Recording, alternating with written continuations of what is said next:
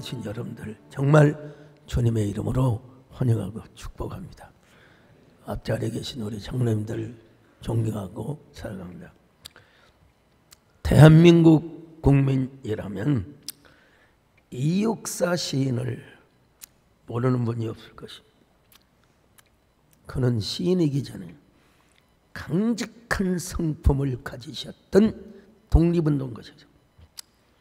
그는 태계 이황의 14대 후손으로서 6 형제 중 차남으로 태어났습니다. 그런데 태계 이황의 피를 물려받아서 6 형제들이 다 문사적 기질이 있었고 함께 모이면 시를 발표하고 논평하면서 장원을 가리기도 했다는 거예요.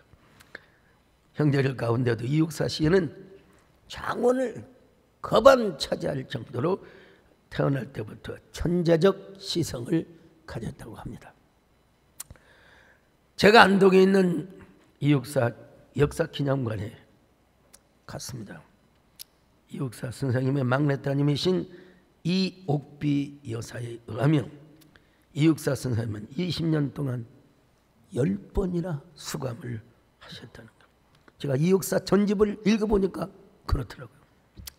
사실 이육사의 원래 본명은 이원록인데 그가 처음에 감옥에 갇혔을 때 수감 번호가 264 이육사. 그래서 일제에 저항하는 의미로 자신의 이름을 이육사라고 했다는 거죠.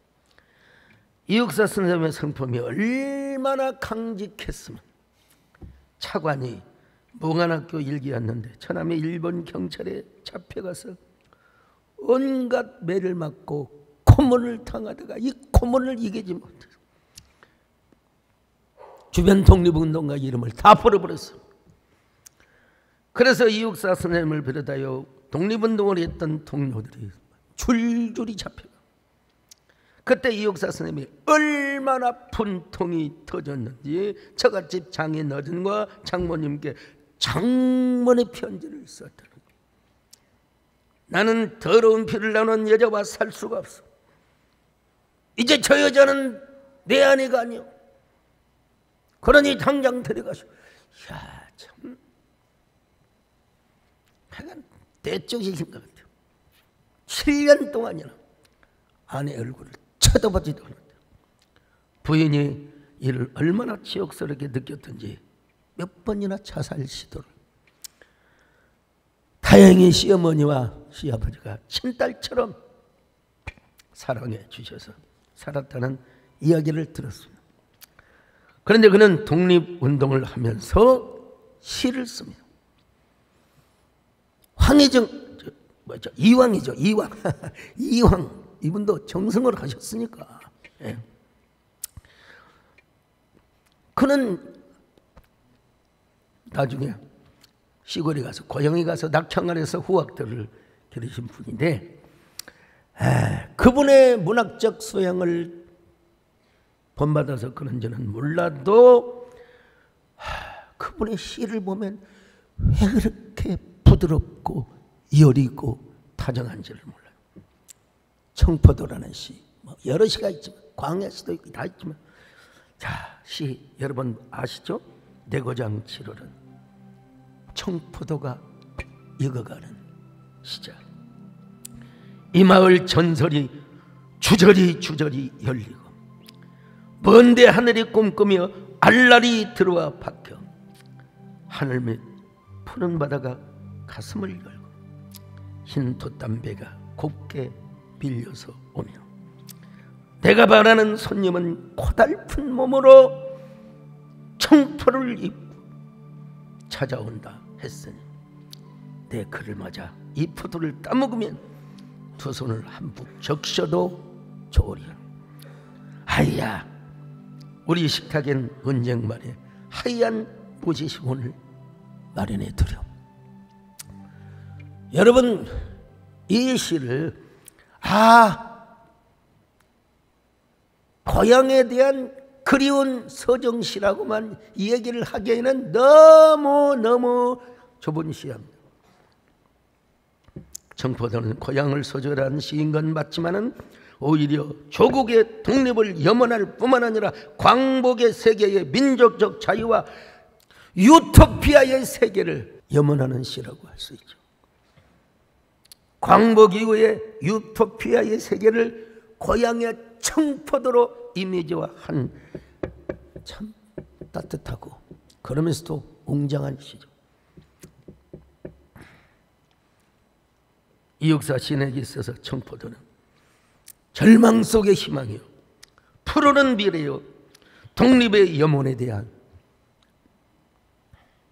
선명하고 부드러운 이미지라는 것입니다. 포도가 알알이 싱그럽게 익어갈수록 자신이 살던 고향의 마을은 희망의 이야기로 가득하고 흰 돛담배의 이미지처럼 꿈이 환하게 열린다는 것입니다. 청포도 하나를 가지고 얼마나 아름답고 선명한 이미지를 만들어냈어. 시에 있어서 함축, 은닉, 이미지, 반어, 역설, 낯설격에 우리 이육사 선생님은 그 옛날 분인데도 불구하고 요즘 문창고를 졸업한 것도 아닌데도 불구하고 이렇게 아름다운 시를 쓰셨어요. 그분의 막내 따님이신 이옥비 여사에 의하면 자신의 아버지가 시를 쓸 때 꼭 성경을 보셨대요. 성경. 그분이 항상 구약 성경을 나와요. 그분이 가지고 다녔. 성경을 가지고 다녔을 뿐만 아니라 시를 쓸 때 성경을 보고. 사실 성경에도 이미지 언어를 많이 쓰고 있습니다. 시가서, 또 선지서 모두가 시입니다. 그런 곳에 보면 뭐 이사야 다 보면은 선지서, 예레미야 다 시입니다. 시. 그러니까 성경을 보고 시를 썼다. 나 너무나 감동을 받았어요. 너무나 감동을. 생명나무와 선악과나무도 마찬가지입니다. 지금은 역사적 실체로서의 선악과 그리고 생명나무는 존재하지 않습니다. 유대인의 전승에 의하면 원래 생명나무와 선악과나무 하나님이 폐기시켜버렸다. 또 일부 학자들에 의하면 생명나무는 하나님께서 하늘로 올리셨다. 어쨌든 여러분 역사적 실체로서의 생명나무, 선악과나무는 없습니다. 언약의 상징, 은유적이고 이미지적 생명나무, 선악과나무가 있다는 것입니다. 자, 잠언 3장 18절입니다. 시작. 지혜는 그 얻은 자에게 생명나무라. 지혜를 가진 자는 복되도다. 잠언 13장 12절 시작. 소망이 더디 이루어지면 그것이 마음을 상하게 하거니와 소원이 이루어지는 것은 곧 생명나무니라. 여러분 잠언은 구약의 언약 공동체, 언약 백성들, 언약 교회에, 구약의 교회에 주신 하나의 지혜서라고 할 수 있어요. 지혜서. 그런데 잠언에서 생명나무를 보여 은유적으로 표현하잖아요. 은유적으로. 그뿐입니까? 여러분 생명나무와 선악과나무에 대한 확실한 대조를 하고 있습니다. 자, 잠언 15장 4절입니다. 시작. 온순한 혀는 곧 생명나무지만 패역한 혀는 마음을 상하게 하느니라.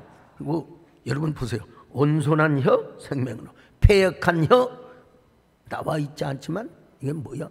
선악과요. 있는 성질 없는 성질 다 부리면서 온갖 꼬라지 당하면서 남에게 상처 주는 것은 큰 선악과라는 거예요. 여기 잠언에서도 이미지와 은유적으로 여러분 생명나무를 말씀하고 있지 않습니까? 다시 말씀드리면 여러분 역사적 실체로서 선악과나무, 생명나무는 존재하지 않습니다. 언약의 교훈, 언약의 실체, 은유적 이미지에 대한 이런 생명나무의 교훈이 있다는 사실. 그럼에도 불구하고 교훈으로서 언약으로서 주었던 이 생명나무 선악과 성경에서 두루두루 말씀하고 있는데 요한계시록 보면 결국 생명나무로 이야기를 마칩니다. 요한계시록 22장 14절입니다. 시작. 자기 두루마기를 빠는 자들은 복이 있으니 이는 그들이 생명나무에 나아가며 문들을 통하여 성에 들어갈 권세를 받으려 함이로다. 여러분, 다시 한번 정리합니다. 선악과를 선택하는 것은 하나님 필요 없어. 나 혼자 살 수 있어. 자주적 독립. 뱀이 그렇게 욕을 했거든요. 너 죽지 않아. 하나님처럼 너 사는 거야. 너 판단하고 사는 거야. 원래 우리는 하나님 의존적 존재로 지음을 받아서. 근데 자꾸 우리는 자꾸 하나님 그냥 예배 와서만 하나님이지 모든 영역에서 하나님을 찾지 않아. 여러분, 그러면 우리 영혼이 침침하게 되어 있습니다. 아담과 하와가 선악과를 따먹자마자 어디로 쫓겨났어요? 아니, 뭐 쫓겨나기 전에 먹거나물 갖다 밑에 가서 숨었잖아요. 네. 영혼이 침침하고 하나님과 교제를 잃어버리고 말아요. 왜냐하면 그것이 블랙털이니까. 선악과를 따먹는 자 즉시 하나님과의 교제를 잃어버렸어요. 교제는커녕 두려워서 동산나무에 숨어버렸어요. 자, 창세기 3장 7절로 8절입니다. 시작. 예, 그들의 눈이 밝아져 자기들이 벗은 줄을 알고 무화과 나무 잎을 엮어 치마로 삼았더라. 그들이 그날 바람이 불 때 동산에 거니시는 여호와 하나님의 소리를 듣고 아담과 그의 아내가 여호와 하나님의 낯을 피하여 동산 나무 사이에 숨은지라. 에덴의 동쪽으로 쫓겨났다는 이야기는 다 뭐 지난번에 말씀을 드렸습니다. 에덴의 동쪽으로 쫓겨날 뿐만 아니라 여러분 선악의 눈이 밝아져 버렸어요. 눈이 밝아져 버렸어요. 창세기 3장 7절 보실까요? 시작. 예, 그들의 눈이 밝아져 자기들이 벗은 줄을 알고 무화과 나무 잎을 엮어 치마로 삼았더라. 여러분, 옛날에는 자신들이 벌거벗고 있는지도 왜? 죄가 없었으니까.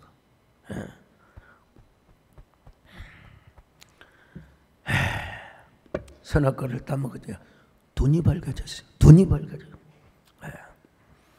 여러분,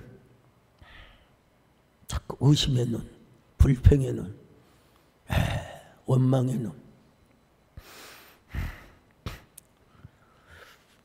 하나님이 살아계시는데 하나님의 살아계심을 의심해 그런 선악의 눈이 떠진다는 거. 여러분, 복음에도 음지가 있고 양지가 있어요. 다 우리 예수 믿으면 구원받고 예수 믿으면 우리가 잘되고 형통하고 그런 부분이 많습니다. 그러나 여러분, 예수님 때문에 고난도 당하고 시련도 당할 수가 있잖아요. 그렇잖아요. 네. 그렇다면 교회와 목사에게 그림자가 없겠습니까? 있지요. 당연히.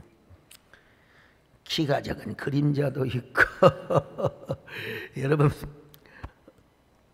근데 어떤 사람 자꾸 교회 그늘, 교회 그림자, 목사의 그림자만 보려고 하는 사람. 제가 저 미국의 알래스카 앵커리지에 여행 한 번도 못하고 집회만 하고 갔어요. 얼마나 거기 가서 정권사님 간증을 해버렸더니 우리 정권사님 또 간증 초청을 해가지고 다녀오셨어요. 세상에.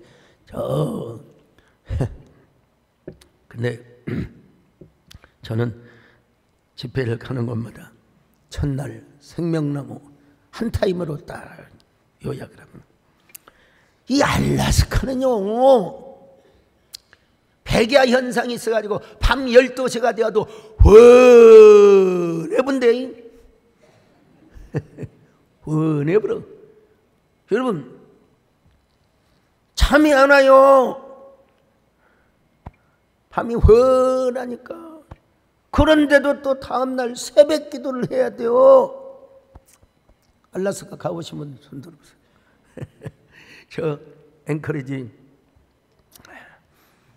거기 갔는데 한인들이 주로 녹용, 우리 김영구 선생님 녹용집을 많이 하시다. 녹용집. 근데 둘째 날인가 하여간 어느 장로님이 꼭 저하고 신앙 상담을 하고 싶다고. 아우 빨리 자야 되고 새벽 집회해야 되는데, 근데 담임 목사님이 또 부탁을 해요. 그래서 제가 무슨 문제가 있습니까? 빨리 끝내려고. 그랬더니 그분이 하시는 말씀은, 목사님 생명나무에 대해 은혜 많이 받았습니다. 근데 목사님께 꼭 내가 꼭 물어볼 게 있습니다. 여쭤볼 게 있습니다. 뭔데요? 저는요 교회 안에서 바른말 하는 은사가 있어요. 바른말 하는 은사. 제가 눈치가 구단이거든요. 당회할 때, 재직할 때 맨날 의장 그러죠? 예. 뭐가 잘못됐습니다. 예. 그렇습니다. 저는 남이 안 보이는 게 보여가지고 자꾸 이렇게 바른말 하는 은사가, 그건 은사가 아닙니다. 장로님, 그건 선악과의 노예고 그리고 애찬의 암초입니다. 건설적 건의를 해야지. 예? 제가 말씀을 드렸어요. 유다서 1장 12절 같이 봅니다. 시작. 그들은 기탄 없이 너희와 함께 먹으니 너희의 애찬의 암초라. 옛날 시골에 그냥 여름에는 꽁보리밥만 먹다가 가을에 햅쌀밥이 나오면 진짜 아주 그냥 어쩐다고요? 죽여줘요. 참기름 넣어가지고 쌀 비빔밥 만들면 그냥 둘이 먹다가 혼자, 옛날에 그랬어요. 요즘 쌀이 흔하지만 그렇게 맛있게 먹다가 뭐예요? 돌을 확 씹어버려. 정말 이걸 뭐라고 하냐? 애찬의 암초라고 하는 거예요. 내가 애찬의 암초라니. 그 장로는 하나님 은혜로 무릎을 팍 꿇고, 목사님 기도해 주십시오. 간절히 기도해 드려요. 주여, 우리 장로는 애찬의 암초가 되지 않게 하여 주옵소서. 저보다 훨씬 나이가 드셨으니까 지금 살아계신지 모르겠는데, 아무튼 마지막 날 집회 때 녹용 2개 갖고 오면서, 목사님 생명나무 선택하겠습니다. 그거 저 청건사님 끌어드렸습니다. 어쨌든 그 장로님은 참 그런 세월을 사셨더라고요. 끝까지 그랬었어야 되는데 제가 알아보지도 않고. 여러분, 라이프 트리를 선택하면 그렇지가 않습니다. 여러분, 블랙 트리를 선택하니까 다 모든 게 네 탓이고 하나님 탓이고. 아담이 뭐라고 해서 하와를 보고, 자, 창세기 2장 23절 같이 볼까요? 시작. 아담이 이르되 이는 내 뼈 중에 뼈요 살 중에 살이라. 이것을 남자에게서 취하였은즉 여자라 부르리라 하니라. 여러분, 선악과를 따먹고 나니까 선악의 노예가 되어버린 아담이 뭐라고 하느냐? 하나님이 주셔서 나와 함께 있던 저 여자 때문에. 자, 창세기 3장 11절로 12절 시작. 이르시되 누가 너의 벗었음을 내게 알렸느냐? 내가 내게 먹지 말라 명한 그 나무 열매를 내가 먹었느냐? 자, 하와는 뭐라고 있습니까? 저 뱀이 나를 꿰어서 따먹었나이다. 13절입니다. 시작. 여호와 하나님이 여자에게 이르시되 내가 어찌하여 이렇게 하였느냐? 여자가 이르되 뱀이 나를 꿰므로 내가 먹었나이다. 아담도 책임지지 않고 하와도 책임지지 않고 회개할 줄 알아요. 회개해야 돼요. 은근하게 하나님을 원망. 그때 주여 잘못했습니다. 다시 한번 기회를 주옵소서. 뭐 역사에 if라는 건 없지만 그랬어야 되지. 그랬어요. 옛날에 해갑은 아주, 저도 우리 장로님들이 얼마 전에 회갑잔치를 해주셔서 감사합니다만, 옛날에 회갑잔치 근사하게 했잖아요. 고명하신 분들도 많이 오시고, 그 선임 장로님이 회갑잔치에 일부 예배 사회를 보시는데, 존경하는 우리 담임 목사님의 회갑이란 말이 갑자기 나이가 먹으면 워딩이 안 돼, 워딩이 안 돼. 우리 존경하는 담임 목사님의 육갑잔치를 맞아. 이게 바로 육갑 떠는 거예요. 자, 우리가 라이프트리 생명나무를 선택하면 완전히 삶의 차원이 달라. 예수님께서는 이 땅에 생명의 양식으로 오셨고 생명의 빛이요 생명의 음료로 이 땅에 오셨습니다. 자, 요한복음 1장 9절입니다. 시작. 참빛 곧 세상에 와서 각 사람에게 비추는 빛이 있었나니. 요한복음 4장 14절 시작. 내가 주는 물을 마시는 자는 영원히 목마르지 아니하리니 내가 주는 물은 그 속에서 영생하도록 솟아나는 샘물이 되리라. 자, 그러니까 생명나무를 선택한다는 예수 그리스도를 믿는 것이고, 뿐만 아니라 그분의 가르침, 그분의 말씀, 그분의 생명, 그분의 정신, 그분의 사상, 세계관, 가치관, 이걸 다 따른다는 것입니다.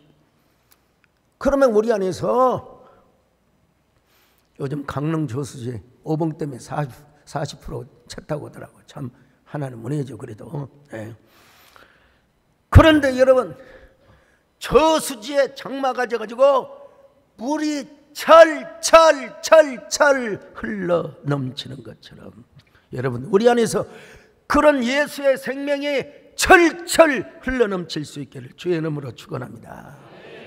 오늘 본문을 보면 언약을 파기한 아담과 하와가 생명나무를 따먹고 영생할까 봐서 거룩 천사를 통해서 아담과 하와가 생명나무를 따먹지 못하도록 명령하고 있어. 왜? 그거 따먹고 영생할까 봐서. 언약을 파기하니까 안 되는 거죠. 자, 창세기 3장 22절 시작. 여호와 하나님이 이르시되 보라, 이 사람이 선악을 아는 일에 우리 중 하나같이 되었으니 그가 그의 손을 들어 생명나무 열매도 따먹고 영생할까 하노라 하시고. 자, 창세기 3장 24절도 봅시다. 시작. 이같이 하나님이 그 사람을 쫓아내시고 에덴 동산 동쪽의 그룹들과 두루 도는 불칼을 두어 생명나무의 길을 지키게 하시니라. 이 말씀을 다른 측면에서 본다면 아담과 하와가 생명나무를 선택했다면 진짜 영생을 얻었을 것이라는 반증이죠.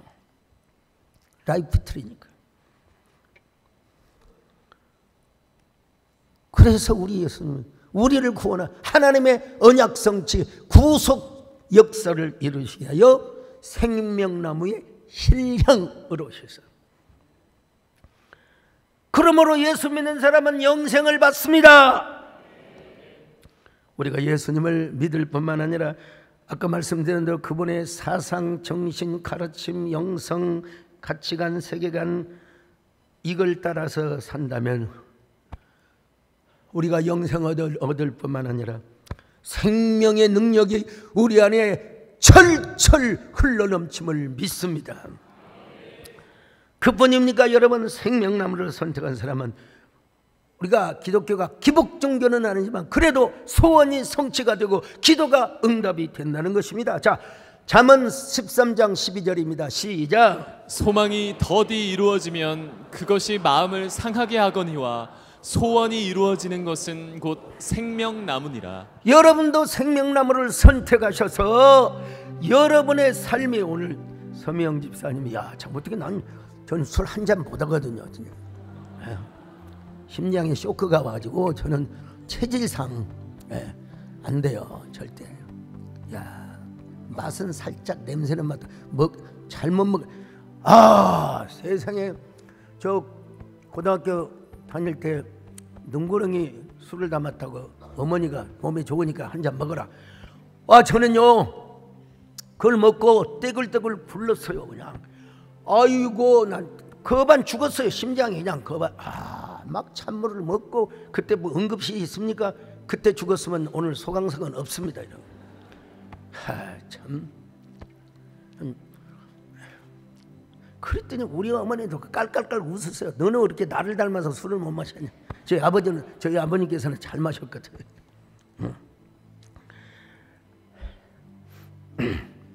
여러분도 소망이 이루어지시기를 바랍니다.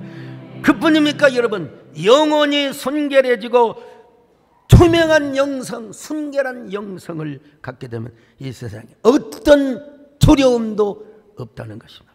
담대한 사람입니다. 아담과 하와가 선악과를 따먹고 저 동산나무 숲에 무화과나무 이파리로 선악과를 선택하니까 스스로 수치심을 느껴서 생명나무를 선택했다. 얼마나 담대했을까? 얼마나 떳떳했을까?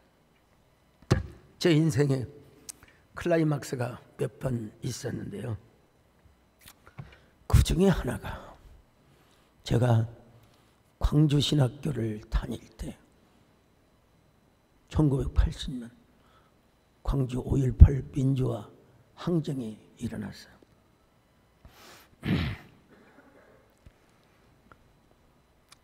제가 여러분 당시 택시 운전사 영화를 보신 분 아시겠지만 당시 광주는 가게문도 없어요. 다 닫혀버렸고 전화도 단절되고 폭도들이라고 다 중계하고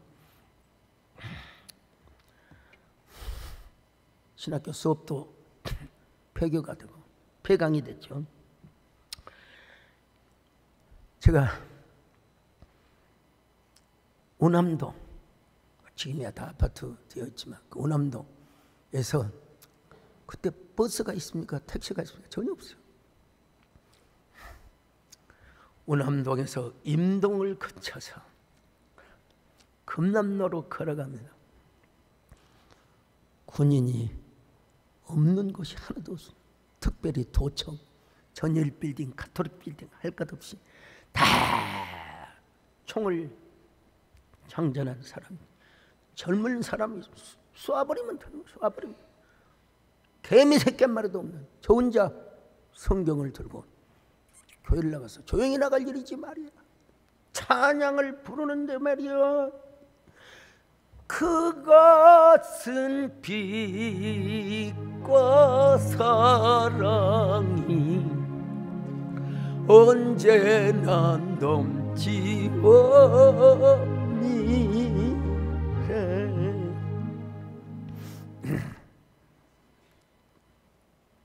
너무 무모하다고 했을까요? 간덩이가 부었는지 세상의 그 상황에서 성경 찬송을 들고 다른 데도 아니고 동네 교회도 아니고 저 조선대학교 앞에까지 걸어갔어요. 주일 예배뿐만 아니라 수요 예배까지. 제가 그 700~800명 모인 교회 갔더니 8명인가 9명 모이더라고요. 그 교역자 사찰 집사, 그 얌전하고 선비적인 목사.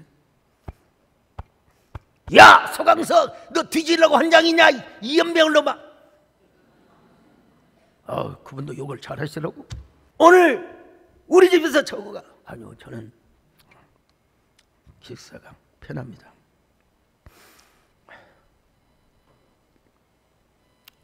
오면서도 여러 번 찬송을 불렀습니다. 내 주여 내 발붙드사 그곳에 있게 하소서. 그것은 빛과 사랑 언제나 넘치오니.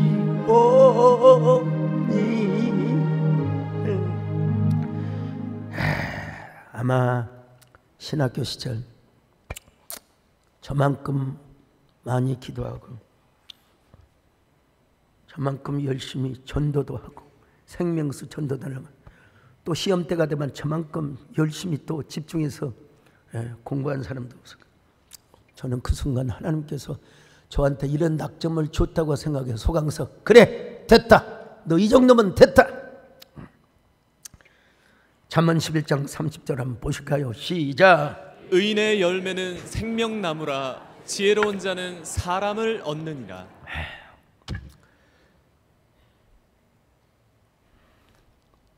별별 없는 사람이지만 그러니까 우리 기도하는 정권사입니다. 저를 인정하지 않았죠. 처음에는 소강석을 사위로 삼으면 네 아들 노릇한다. 아이고 키가 적습니다. 놀렐루야. 그러나 세월이 흘러서 대한항공 160만 마일, 아시아나 항공도 한 150만 마일, 다른 외국 비행기도 수십만 마일, 전 세계 안 가본 것이 없을 정도로 복음을 전하고 다녔습니다. 대한해수교장로회 최연소 총리, 그것도 다 누구하고 경쟁할 필요가 없어. 그것도 여러분 제가 주류가 아니라 비주류예요. 그런데도 불구하고 그냥 총회에서 저를 그냥 다 추대해 버렸어요. 최연소 나이로 한교총 대표회장을 했고 개척목회자로서는 대한민국에서 최대형 교회를 지금 섬기고 있습니다.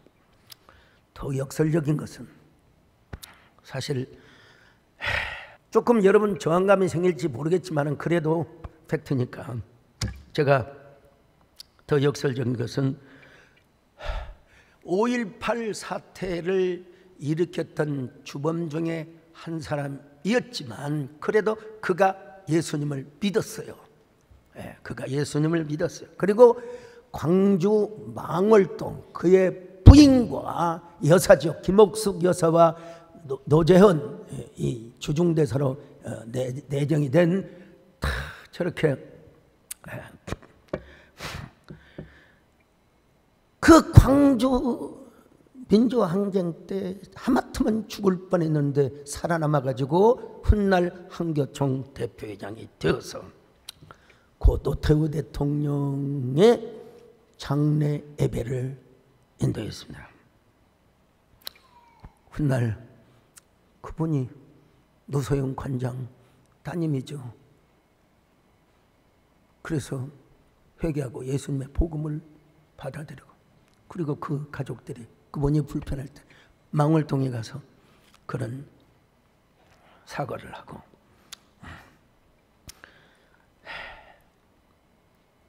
어떻게 제가 하고 싶어서 한 것도 아니고 때가 그때가 딱 맞아서 올림픽 공원에서